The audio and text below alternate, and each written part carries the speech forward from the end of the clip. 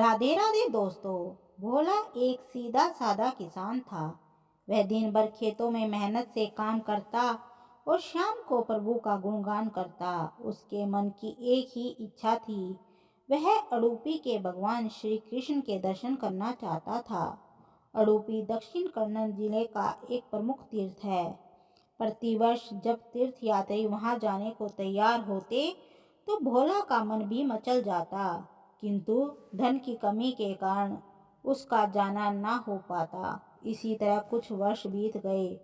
भोला ने कुछ पैसे जमा कर लिए। घर से निकलते समय उसकी पत्नी ने बहुत से खाने पीने का सामान बांध दिया।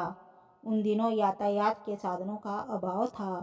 तीर्थयात्री पैदल ही जाया करते थे। रास्ते में भोला की भेंट एक बूढ़े व्यक्ति से हुई। बूढ़े के कपड़े फटे पुराने थे और पांव में जूते तक ना थे। अन्य तीर्थयात्री उससे कतरा कर निकल गए, किंतु भोला से ना रहा गया। उसने बूढ़े से पूछा, बाबा, क्या आप भी अड़ूपी जा रहे हैं? बूढ़े की आंखों में आंसू आ गए।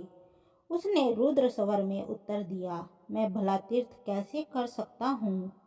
एक बच्चा तो बीमार है, दूसरे बेटे ने 3 दिन से कुछ खाया नहीं। भोला भला व्यक्ति था, उसका मन पसीज गया। उसने निश्चय किया कि वह अड़ूपी जाने से पहले बूढ़े के घर जाएगा। बूढ़े के घर पहुंचते ही भोला ने सबको भोजन खिलाया, बीमार बच्चे को दवा दी। बूढ़े के खेत बीजों के अभाव में खाली पड़े थे। लौटते लौटते भोले ने उसे बीजों के लिए भी धन दे दिया। जब वह अड़ूपी जाने लगा तो उसने पाया कि सारा धन तो खत्म हो गया था। वह चुपचाप अपने घर लौट आया। उसके मन में तीर्थ यात्रा न करने का कोई दुख न था, बल्कि उसे खुशी थी कि उसने किसी का भला किया है। भोला की पत्नी भी उसके इस कार्य से प्रसन्न थी।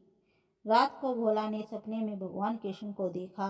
उन्होंने उसे आशीर्वाद दिया और कहा, बोला, तुम मेरे सच्चे भक्त हो। जो व्यक्ति मेरे ही बनाए मनुष्य से प्रेम नहीं करता, वह मेरा भक्त कदापि नहीं हो सकता। तुमने उस बूढ़े की सहायता की और रास्ते से ही लौट आए। उस बूढ़े व्यक्ति के वेश में मैं ही था। अनेक तीर्थयात्री मेरी उपेक्षा करते हुए आगे बढ़ गए, एक तुमने ही मेरी विनती सुनी। मैं सदा तुम्हारे साथ रहूंगा। अपने स्वभाव से दया, करुणा और प्रेम का त्याग मत करना। भोला को तीर्थ यात्रा का फल मिल गया था।